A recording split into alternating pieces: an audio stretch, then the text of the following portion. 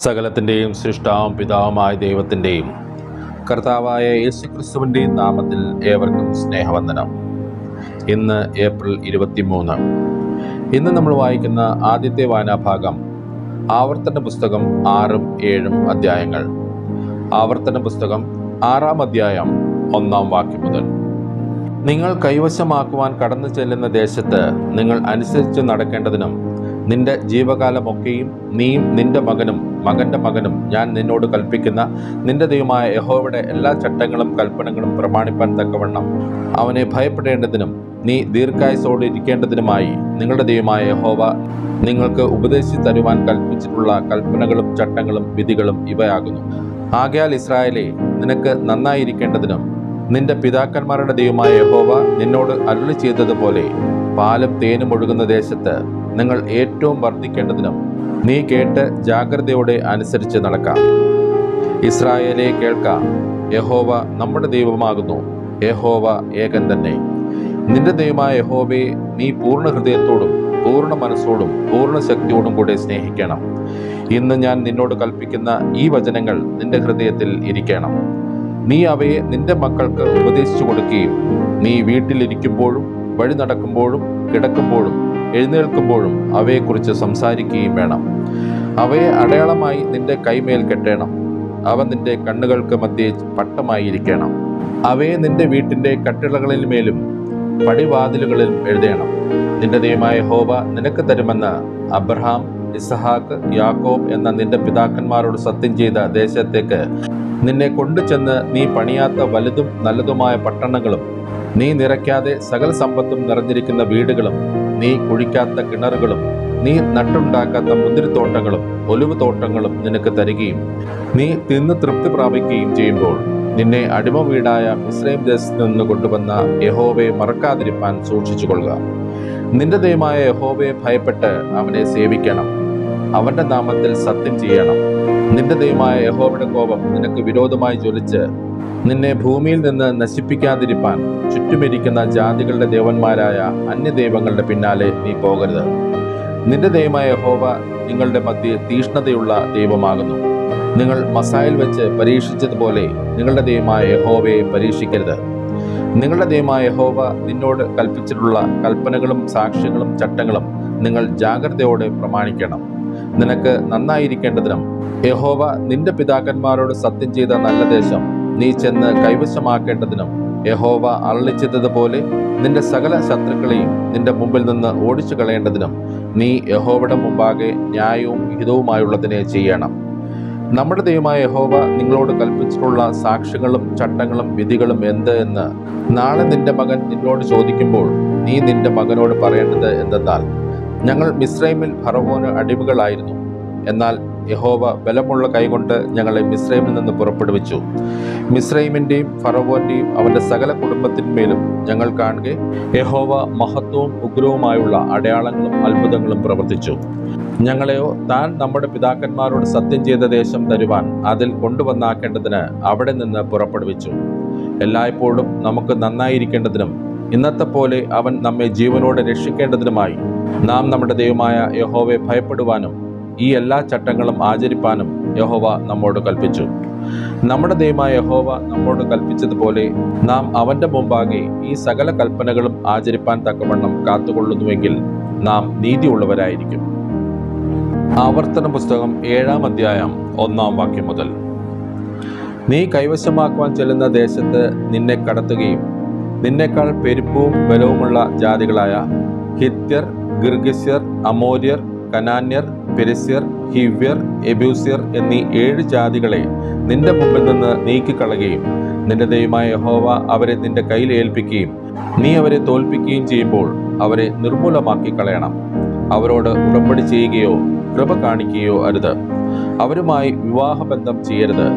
നിന്റെ പുത്രിമാരെ അവരുടെ പുത്രന്മാർക്ക് കൊടുക്കുകയോ അവരുടെ പുത്രിമാരെ നിന്റെ പുത്രന്മാർക്ക് എടുക്കുകയോ ചെയ്യരുത്. അന്യദൈവങ്ങളെ സേവിപ്പാൻ തക്കവണ്ണം അവർ നിന്റെ പുത്രന്മാരെ എന്നോട് അകറ്റിക്കളയും. യഹോവയുടെ കോപം നിങ്ങൾക്ക് വിരോധമായി ജ്വലിച്ച് നിങ്ങളെ വേഗത്തിൽ നശിപ്പിക്കും. ആകയാൽ നിങ്ങൾ അവരോട് ഇങ്ങനെ ചെയ്യണം: അവരുടെ ബലിപീഠങ്ങൾ ഇടിക്കണം, അവരുടെ ബിംബങ്ങളെ തകർക്കണം, അവരുടെ അശേര പ്രതിഷ്ഠകളെ വെട്ടിക്കളയണം, അവരുടെ വിഗ്രഹങ്ങളെ തീയിലിട്ട് ചുട്ടുകളയണം. നിന്റെ ദൈവമായ യഹോവയ്ക്ക് നീ ഒരു വിശുദ്ധ ജനമാകുന്നു. ഭൂതലത്തിലുള്ള സകല ജാതികളിലും വെച്ച് നിന്നെ തനിക്ക് സ്വന്തം ജനമായിരിക്കേണ്ടതിന് നിന്റെ ദൈവമായ യഹോവ തിരഞ്ഞെടുത്തിരിക്കുന്നു. നിങ്ങൾ സംഖ്യയിൽ സകല ജാതികളെക്കാളും പെരുപ്പമുള്ളവരാകൊണ്ടല്ല യഹോവ നിങ്ങളെ പ്രിയപ്പെട്ട് തിരഞ്ഞെടുത്തത്. നിങ്ങൾ സകല ജാതികളെക്കാളും കുറഞ്ഞവരല്ലോ ആയിരുന്നത്. യഹോവ നിങ്ങളെ സ്നേഹിക്കുന്നത് കൊണ്ടും നിങ്ങളുടെ പിതാക്കന്മാരോട് താൻ ചെയ്ത സത്യം പാലിക്കുന്നത് കൊണ്ടും അത്രേ യഹോവ നിങ്ങളെ ബലമുള്ള കൈയാൽ പുറപ്പെടുവിച്ച് അടിമ വീടായ മിസ്രൈമിലെ രാജാവായ ഫറവോന്റെ കയ്യിൽ നിന്ന് വീണ്ടെടുത്തത്. ആകയാൽ നിന്റെ ദൈവമായ യഹോവ തന്നെ ദൈവം, അവൻ തന്നെ സത്യദൈവം എന്ന് നീ അറിയണം. അവൻ തന്നെ സ്നേഹിച്ച് തന്റെ കൽപ്പനകളെ പ്രമാണിക്കുന്നവർക്ക് 1000 തലമുറ വരെ നിയമവും ദയയും പാലിക്കുന്നു. തന്നെ പകയ്ക്കുന്നവരെ നശിപ്പിപ്പാൻ അവർക്ക് നേരിട്ട് പകരം കൊടുക്കുന്നു. തന്നെ പകയ്ക്കുന്നവൻ അവൻ താമസിയാതെ നേരിട്ട് പകരം കൊടുക്കും. ആകയാൽ ഞാൻ ഇന്ന് നിന്നോട് കൽപ്പിക്കുന്ന കൽപ്പനകളും ചട്ടങ്ങളും വിധികളും നീ പ്രമാണിച്ച് നടക്കണം. നിങ്ങൾ ഈ വിധികൾ കേട്ട് പ്രമാണിച്ച് നടന്നാൽ നിന്റെ ദൈവമായ യഹോവ നിന്റെ പിതാക്കന്മാരോട് സത്യം ചെയ്ത നിയമവും ദയയും നിനക്കായിട്ട് പാലിക്കും. അവൻ നിന്നെ സ്നേഹിച്ച് അനുഗ്രഹിച്ച് വർദ്ധിപ്പിക്കും. അവൻ നിനക്ക് തരുമെന്ന് നിന്റെ പിതാക്കന്മാരോട് സത്യം ചെയ്ത ദേശത്ത് നിന്റെ ഗർഭഫലവും നിന്റെ കൃഷിഫലവും ധാന്യവും വീഞ്ഞും എണ്ണയും നിന്റെ കന്നുകാലികളുടെ പേറും ആടുകളുടെ പിറപ്പും അനുഗ്രഹിക്കും. നീ സകല ജാതികളെക്കാളും അനുഗ്രഹിക്കപ്പെട്ടിരിക്കും. വന്ധ്യനും വന്ധ്യയും നിങ്ങളിലാകട്ടെ നിന്റെ നാൽക്കാലികളിലാകട്ടെ ഉണ്ടാകയില്ല. യഹോവ സകല രോഗവും നിങ്കിൽ നിന്ന് അകറ്റിക്കളയും. നീ അറിഞ്ഞിരിക്കുന്ന മിസ്രൈമരുടെ ദുർവ്യാധികളിലൊന്നും അവൻ നിന്റെ മേൽ വരുത്താതെ നിന്നെ ദ്വേഷിക്കുന്ന എല്ലാവർക്കും അവയെ കൊടുക്കും. നിന്റെ ദൈവമായ യഹോവ നിന്റെ കയ്യിൽ ഏൽപ്പിക്കുന്ന സകല ജാതികളെയും നീ മുടിച്ചു കളയണം. നിനക്ക് അവരോട് കനിവ് തോന്നരുത്. അവരുടെ ദേവന്മാരെ നീ സേവിക്കരുത്. അത് നിനക്ക് കെണിയായി തീരും. ഈ ജാതികൾ എന്നേക്കാൾ പെരുപ്പമുള്ളവർ, അവരെ നീക്കിക്കളവാൻ എനിക്ക് എങ്ങനെ കഴിയും എന്ന് നീ നിന്റെ ഹൃദയത്തിൽ പറയുമായിരിക്കും. എന്നാൽ അവരെ ഭയപ്പെടരുത്. നിന്റെ ദൈവമായ യഹോവ ഫറവോനോടും എല്ലാ മിസ്രൈമ്യരോടും ചെയ്തതായി നിന്റെ കണ്ണാലെ കണ്ട വലിയ പരീക്ഷകളും അടയാളങ്ങളും അത്ഭുതങ്ങളും നിന്റെ ദൈവമായ യഹോവ നിന്നെ പുറപ്പെടുവിച്ച ബലമുള്ള കൈയും നീട്ടിയ ഭുജവും നീ നല്ലവണ്ണം ഓർക്കണം. നീ പേടിക്കുന്ന സകല ജാതികളോടും നിന്റെ ദൈവമായ യഹോവ അങ്ങനെ ചെയ്യും. അത്രയുമല്ല, ശേഷിച്ചിരിക്കുന്നവരും നിന്റെ മുമ്പിൽ നിന്ന് ഒളിച്ചുകൊള്ളുന്നവരും നശിച്ചു പോകും വരെ നിന്റെ ദൈവമായ യഹോവ അവരുടെ ഇടയിൽ കടന്നലിനെ അയക്കും. നീ അവരെ കണ്ട് ഭ്രമിക്കരുത്. നിന്റെ ദൈവമായ യഹോവ എന്ന വലിയവനും ഭയങ്കരനുമായ ദൈവം നിങ്ങളുടെ മധ്യയുണ്ട്. ആ ജാതികളെ നിന്റെ ദൈവമായ യഹോവ കുറേശ്ശെയായി നിന്റെ മുമ്പിൽ നിന്ന് നീക്കിക്കളയും. കാട്ടുമൃഗങ്ങൾ പെരുകി നിനക്ക് ഉപദ്രവമാകാതിരിപ്പാൻ അവരെ ക്ഷണത്തിൽ നശിപ്പിച്ചുകൂടാ. നിന്റെ ദൈവമായ യഹോവ അവരെ നിന്റെ കയ്യിൽ ഏൽപ്പിക്കുകയും അവർ നശിച്ചു പോകും വരെ അവർക്ക് മഹാപരാഭവം വരുത്തുകയും ചെയ്യും. അവരുടെ രാജാക്കന്മാരെ നിന്റെ കയ്യിൽ ഏൽപ്പിക്കും. നീ അവരുടെ പേർ ആകാശത്തിന് കീഴിൽ നിന്ന് ഇല്ലാതെ ആക്കണം. അവരെ സംഹരിച്ച് തീരുവോളം ഒരു മനുഷ്യനും നിന്റെ മുമ്പിൽ നിൽക്കയില്ല. അവരുടെ ദേവപ്രതിമകളെ തീയിലിട്ട് ചുട്ടുകളയണം. നീ വശീകരിക്കപ്പെടാതിരിപ്പാൻ അവയിന്മേലുള്ള വെള്ളിയും പൊന്നും മോഹിച്ച് എടുത്തുകൊള്ളരുത്. അത് നിന്റെ ദൈവമായ യഹോവയ്ക്ക് അറപ്പാകുന്നു. നീയും അതുപോലെ ശാപമായി തീരാതിരിക്കേണ്ടതിന് അറപ്പായുള്ളത് നിന്റെ വീട്ടിൽ കൊണ്ടുപോകരുത്. അത് നിനക്ക് തീരെ അറപ്പും വെറുപ്പുമായിരിക്കണം. അത് ശാപഗ്രസ്തമല്ലോ. ഇന്ന് നമ്മൾ വായിക്കുന്ന രണ്ടാമത്തെ വായനാഭാഗം സഭാപ്രസംഗി 2-ാം അധ്യായം. സഭാപ്രസംഗി 2-ാം അധ്യായം 1-ാം വാക്യം മുതൽ. ഞാൻ എന്നോട് തന്നെ പറഞ്ഞു, വരിക, ഞാൻ നിന്നെ സന്തോഷം കൊണ്ട് പരീക്ഷിക്കും. സുഖം അനുഭവിച്ചു കൊള്ളുക, എന്നാൽ അതും മായ തന്നെ. ഞാൻ ചിരിയെക്കുറിച്ച് അത് ഭ്രാന്ത് എന്നും സന്തോഷത്തെക്കുറിച്ച് അതുകൊണ്ടെന്ത് ഫലം എന്നും പറഞ്ഞു. മനുഷ്യർക്ക് ആകാശത്തിന് കീഴെ ജീവപര്യന്തം ചെയ്യുവാൻ നല്ലത് ഏതെന്ന് ഞാൻ കാണുവോളം എൻ്റെ ഹൃദയം എന്നെ ജ്ഞാനത്തോടെ നടത്തിക്കൊണ്ടിരിക്കെ ഞാൻ എൻ്റെ ദേഹത്തെ വീഞ്ഞുകൊണ്ട് സന്തോഷിപ്പിപ്പാനും ഭോഷത്വം പിടിച്ചുകൊള്ളുവാനും എൻ്റെ മനസ്സിൽ നിരൂപിച്ചു. ഞാൻ മഹാപ്രവൃത്തികളെ ചെയ്തു. എനിക്ക് അരമനകളെ പണിതു, മുന്തിരിത്തോട്ടങ്ങളെ നട്ടുണ്ടാക്കി. ഞാൻ തോട്ടങ്ങളെയും ഉദ്യാനങ്ങളെയും ഉണ്ടാക്കി. അവയിൽ സകലവിധ ഫലവൃക്ഷങ്ങളെയും നട്ടു. വൃക്ഷം വെച്ചുപിടിപ്പിച്ചിരുന്ന തോപ്പ് നനപ്പാൻ കുളങ്ങളും കുഴിച്ചു. ഞാൻ ദാസന്മാരെയും ദാസിമാരെയും വിലയ്ക്ക് വാങ്ങി. വീട്ടിൽ ജനിച്ച ദാസന്മാരും എനിക്കുണ്ടായിരുന്നു. യെരുശലേമിൽ എനിക്ക് മുമ്പുണ്ടായിരുന്ന ഏവരിലും അധികം ആടുമാടുകളായ ബഹുസമ്പത്ത് എനിക്കുണ്ടായിരുന്നു. ഞാൻ വെള്ളിയും പൊന്നും രാജാക്കന്മാർക്കും സംസ്ഥാനങ്ങൾക്കും ഉള്ള ഭണ്ഡാരവും സ്വരൂപിച്ചു. സംഗീതക്കാരെയും സംഗീതക്കാരത്തികളെയും മനുഷ്യരുടെ പ്രമോദമായ അനവധി സ്ത്രീജനത്തെയും സമ്പാദിച്ചു. ഇങ്ങനെ ഞാൻ എനിക്ക് മുമ്പ് യെരുശലേമിൽ ഉണ്ടായിരുന്ന എല്ലാവരിലും മഹാനായി തീർന്ന് അഭിവൃദ്ധി പ്രാപിച്ചു. ജ്ഞാനവും എന്നിൽ ഉറച്ചു നിന്നു. എൻ്റെ കണ്ണ് ആഗ്രഹിച്ചതൊന്നും ഞാൻ അതിന് നിഷേധിച്ചില്ല. എൻ്റെ ഹൃദയത്തിന് ഒരു സന്തോഷവും വിലക്കിയില്ല. എൻ്റെ സകല പ്രയത്നവും നിമിത്തം എൻ്റെ ഹൃദയം സന്തോഷിച്ചു. എൻ്റെ സകല പ്രയത്നത്തിലും എനിക്കുണ്ടായ അനുഭവം ഇത് തന്നെ. ഞാൻ എൻ്റെ കൈകളുടെ സകല പ്രവൃത്തികളെയും ഞാൻ ചെയ്യുവാൻ ശ്രമിച്ച സകല പരിശ്രമങ്ങളെയും നോക്കി. എല്ലാം മായയും വൃഥാ പ്രയത്നവും അത്രേ. സൂര്യൻ്റെ കീഴിൽ യാതൊരു ലാഭവുമില്ല എന്ന് കണ്ടു. ഞാൻ ജ്ഞാനവും ഭ്രാന്തും ദോഷത്വവും നോക്കുവാൻ തിരഞ്ഞു. രാജാവിൻ്റെ ശേഷം വരുന്ന മനുഷ്യൻ എന്തു ചെയ്യും? പണ്ട് ചെയ്തത് തന്നെ. വെളിച്ചം ഇരുളിനേക്കാൾ ശ്രേഷ്ഠമായിരിക്കുന്നത് പോലെ ജ്ഞാനം ഭോഷത്വത്തേക്കാൾ ശ്രേഷ്ഠമായിരിക്കുന്നു എന്ന് ഞാൻ കണ്ടു. ജ്ഞാനിക്ക് തലയിൽ കണ്ണുണ്ട്, ഭോഷൻ ഇരുട്ടിൽ നടക്കുന്നു. എന്നാൽ അവർക്കെല്ലാവർക്കും ഗതി ഒന്നു തന്നെ എന്ന് ഞാൻ ഗ്രഹിച്ചു. ആകയാൽ ഞാൻ എന്നോട്, ഭോഷനും എനിക്കും ഗതി ഒന്നു തന്നെ, പിന്നെ ഞാൻ എന്തിനധികം ജ്ഞാനം സമ്പാദിക്കുന്നു എന്ന് പറഞ്ഞു. ഇതും മായയത്രേ എന്ന് ഞാൻ മനസ്സിൽ പറഞ്ഞു. ഭോഷനെക്കുറിച്ചാകട്ടെ ജ്ഞാനിയെക്കുറിച്ചാകട്ടെ ശാശ്വതമായ ഓർമ്മയില്ല. വരും കാലത്ത് അവരെ ഒക്കെയും മറന്നുപോകും. അയ്യോ, ഭോഷൻ മരിക്കുന്നത് പോലെ ജ്ഞാനിയും മരിക്കുന്നു. അങ്ങനെ സൂര്യന് കീഴിൽ നടക്കുന്ന കാര്യം എനിക്ക് അനിഷ്ടമായതുകൊണ്ട് ഞാൻ ജീവനെ വെറുത്തു. എല്ലാം മായയും വൃഥാ പ്രയത്നവും അത്രേ. സൂര്യന് കീഴിൽ ഞാൻ പ്രയത്നിച്ച പ്രയത്നമൊക്കെയും ഞാൻ വെറുത്തു. എൻ്റെ ശേഷം വരുവാനിരിക്കുന്ന മനുഷ്യന് ഞാൻ അത് വെച്ചേക്കേണ്ടി വരുമല്ലോ. അവൻ ജ്ഞാനിയായിരിക്കുമോ ഭോഷനായിരിക്കുമോ ആർക്കറിയാം. എന്തായാലും ഞാൻ സൂര്യന് കീഴെ പ്രയത്നിച്ചതും ജ്ഞാനം വിളങ്ങിച്ചതുമായ സകല പ്രയത്ന ഫലത്തിന്മേലും അവൻ അധികാരം പ്രാപിക്കും. അതും മായയത്രേ. ആകയാൽ സൂര്യന് കീഴെ പ്രയത്നിച്ച സർവപ്രയത്നത്തെക്കുറിച്ചും ഞാൻ എൻ്റെ ഹൃദയത്തെ നിരാശപ്പെടുത്തുവാൻ തുടങ്ങി. ഒരുത്തൻ ജ്ഞാനത്തോടും അറിവോടും സാമർഥ്യത്തോടും കൂടെ പ്രയത്നിക്കുന്നു. എങ്കിലും അതിൽ പ്രയത്നിക്കാത്ത ഒരുത്തന് അവൻ അതിനെ അവകാശമായി വെച്ചേക്കേണ്ടി വരുന്നു. അതും മായയും വലിയ തിന്മയും അത്രേ. സൂര്യന് കീഴെ പ്രയത്നിക്കുന്ന സകല പ്രയത്നം കൊണ്ടും ഹൃദയ പരിശ്രമം കൊണ്ടും മനുഷ്യന് എന്ത് ഫലം? അവൻ്റെ നാളുകളൊക്കെയും ദുഃഖകരവും അവൻ്റെ കഷ്ടപ്പാട് വ്യസനകരവുമല്ലോ. രാത്രിയിലും അവൻ്റെ ഹൃദയത്തിന് സ്വസ്ഥതയില്ല. അതും മായയത്രേ. തിന്നുകുടിച്ച് തൻ്റെ പ്രയത്നത്താൽ സുഖം അനുഭവിക്കുന്നതല്ലാതെ മനുഷ്യന് മറ്റൊരു നന്മയുമില്ല. അതും ദൈവത്തിൻ്റെ കയ്യിൽ നിന്നുള്ളത് എന്ന് ഞാൻ കണ്ടു. അവൻ നൽകിയിട്ടല്ലാതെ ആർ ഭക്ഷിക്കും? ആർ അനുഭവിക്കും? തനിക്ക് പ്രസാദമുള്ള മനുഷ്യന് അവൻ ജ്ഞാനവും അറിവും സന്തോഷവും കൊടുക്കുന്നു. പാപിക്കോ ദൈവം തനിക്ക് പ്രസാദമുള്ളവന് അനുഭവമാകുവാൻ തക്കവണ്ണം ധനം സമ്പാദിക്കുകയും സ്വരൂപിക്കുകയും ചെയ്യുവാനുള്ള കഷ്ടപ്പാട് കൊടുക്കുന്നു. അതും മായയും വൃഥാ പ്രയത്നവും അത്രേ. ഇന്ന് നമ്മൾ വായിക്കുന്ന മൂന്നാമത്തെ വായനാഭാഗം യോഹന്നാൻ എഴുതിയ സുവിശേഷം 19-ാം അധ്യായം. യോഹന്നാൻ എഴുതിയ സുവിശേഷം 19-ാം അധ്യായം 1-ാം വാക്യം മുതൽ. അനന്തരം പീലാത്തോസ് യേശുവിനെ കൊണ്ടുപോയി വാറുകൊണ്ട് അടുപ്പിച്ചു. പടയാളികൾ മുള്ളുകൊണ്ട് ഒരു കിരീടം മടഞ്ഞ് അവൻ്റെ തലയിൽ വെച്ച് ധൂമ്ര വസ്ത്രം ധരിപ്പിച്ചു. അവൻ്റെ അടുക്കൽ ചെന്ന്, യഹൂദന്മാരുടെ രാജാവേ, ജയ ജയ എന്ന് പറഞ്ഞ് അവനെ കന്നത്തടിച്ചു. പീലാത്തോസ് പിന്നെയും പുറത്തു വന്ന്, ഞാൻ അവനിൽ ഒരു കുറ്റവും കാണുന്നില്ല എന്ന് നിങ്ങൾ അറിയേണ്ടതിന് അവനെ നിങ്ങളുടെ അടുക്കൽ ഇതാ പുറത്തു കൊണ്ടുവരുന്നു എന്ന് പറഞ്ഞു. അങ്ങനെ യേശു മുൾക്കിരീടവും ധൂമ്ര വസ്ത്രവും ധരിച്ച് പുറത്തു വന്നു. പീലാത്തോസ് അവരോട്, ആ മനുഷ്യൻ ഇതാ എന്ന് പറഞ്ഞു. മഹാപുരോഹിതന്മാരും സേവകരും അവനെ കണ്ടപ്പോൾ, ക്രൂശിക്ക ക്രൂശിക്ക എന്ന് ആർത്ത് വിളിച്ചു. പീലാത്തോസ് അവരോട്, നിങ്ങൾ അവനെ കൊണ്ടുപോയി ക്രൂശിപ്പിൻ, ഞാനോ അവനിൽ കുറ്റം കാണുന്നില്ല എന്ന് പറഞ്ഞു. യഹൂദന്മാർ അവനോട്, ഞങ്ങൾക്ക് ഒരു ന്യായപ്രമാണമുണ്ട്.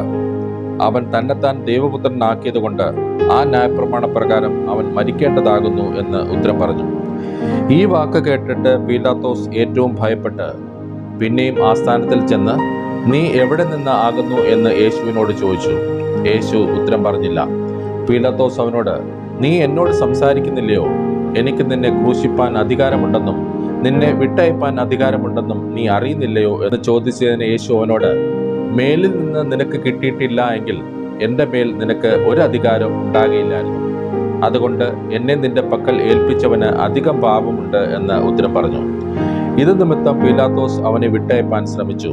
യഹൂദന്മാരോ, നീ ഇവനെ വിട്ടയച്ചാൽ കൈസറുടെ സ്നേഹിതനല്ല, തന്നെത്താൻ രാജാവാക്കുന്നവനെല്ലാം കൈസരോട് മത്സരിക്കുന്നുവല്ലോ എന്ന് ആർത്ത് പറഞ്ഞു. ഈ വാക്ക് കേട്ടിട്ട് പീലാത്തോസ് യേശുവിനെ പുറത്തു കൊണ്ടുവന്ന് കൽത്തളമെന്നും എബ്രായ ഭാഷയിൽ ഗബദ എന്നു പേരുള്ള സ്ഥലത്ത് ന്യായസനത്തിൽ ഇരുന്നു. അപ്പോൾ പെസഹയുടെ ഒരുക്കനാൾ ഏകദേശം 6 മണി നേരമായിരുന്നു. അവൻ യഹൂദന്മാരോട്, ഇതാ നിങ്ങളുടെ രാജാവ് എന്ന് പറഞ്ഞു. അവരോ, കൊന്നുകളക, കൊന്നുകളക, അവനെ ക്രൂശിക്ക എന്ന് നിലവിളിച്ചു. നിങ്ങളുടെ രാജാവിനെ ഞാൻ ക്രൂശിക്കണമോ എന്ന് പീലാത്തോസ് അവരോട് ചോദിച്ചു. അതിന് മഹാപുരോഹിതന്മാർ, ഞങ്ങൾക്ക് കൈസരല്ലാതെ മറ്റൊരു രാജാവില്ല എന്ന് ഉത്തരം പറഞ്ഞു. അപ്പോൾ അവൻ അവനെ ക്രൂശിക്കേണ്ടതിന് അവർക്ക് ഏൽപ്പിച്ചു കൊടുത്തു. അവർ യേശുവിനെ കൈയേറ്റു. അവൻ തന്നെത്താൻ ക്രൂശ് ചുമന്നുകൊണ്ട് എബ്രായ ഭാഷയിൽ ഗോൽഗോഥ എന്നു പേരുള്ള തലയോടിടം എന്ന സ്ഥലത്തേക്ക് പോയി. അവിടെ അവർ അവനെയും അവനോടുകൂടെ വേറെ 2 ആളുകളെയും, ഒരുത്തനെ അപ്പുറത്തും ഒരുത്തനെ ഇപ്പുറത്തും, യേശുവിനെ നടുവിലുമായി ക്രൂശിച്ചു. പീലാത്തോസ് ഒരു മേലെഴുത്തുമെഴുതി ക്രൂശിന്മേൽ പതിച്ചു. അതിൽ നസ്രായനായ യേശു, യഹൂദന്മാരുടെ രാജാവ് എന്ന് എഴുതിയിരുന്നു. യേശുവിനെ ക്രൂശിച്ച സ്ഥലം നഗരത്തിന് സമീപമാകയാൽ അനേകം യഹൂദന്മാർ ഈ മേലെഴുത്ത് വായിച്ച് അത് എബ്രായ, റോമ, യവന ഭാഷകളിൽ എഴുതിയിരുന്നു. ആകയാൽ യഹൂദന്മാരുടെ മഹാപുരോഹിതന്മാർ പീലാത്തോസിനോട്, യഹൂദന്മാരുടെ രാജാവ് എന്നല്ല, ഞാൻ യഹൂദന്മാരുടെ രാജാവ് എന്ന് അവൻ പറഞ്ഞു എന്നത്രേ എഴുതേണ്ടത് എന്ന് പറഞ്ഞു. അതിന് പീലാത്തോസ്, ഞാൻ എഴുതിയത് എഴുതി എന്ന് ഉത്തരം പറഞ്ഞു. പടയാളികൾ യേശുവിനെ ക്രൂശിച്ച ശേഷം അവന്റെ വസ്ത്രമെടുത്ത് ഓരോ പടയാളിക്ക് ഓരോ പങ്കായിട്ട് 4 പങ്കാക്കി. അങ്കിയും എടുത്തു. അങ്കിയോ തുന്നലില്ലാതെ മേൽത്തൊട്ട് അടിയോളം മുഴുവനും നെയ്തതായിരുന്നു. ഇത് കീറരുത്, ആർക്ക് വരും എന്ന് ചീട്ടിടുക എന്ന് അവർ തമ്മിൽ പറഞ്ഞു. എൻ്റെ വസ്ത്രം അവർ പകുത്തെടുത്ത് എൻ്റെ അങ്കിക്കായി ചീട്ടിട്ടു എന്നുള്ള തിരുവെഴുത്തിന് ഇതിനാൽ നിവർത്തി വന്നു. പടയാളികൾ ഇങ്ങനെയൊക്കെയും ചെയ്തു. യേശുവിൻ്റെ ക്രൂശിനരികെ അവൻ്റെ അമ്മയും അമ്മയുടെ സഹോദരിയും ക്ലെയോപ്പാവിൻ്റെ ഭാര്യ മറിയയും മഗ്ദലക്കാരത്തി മറിയയും നിന്നിരുന്നു.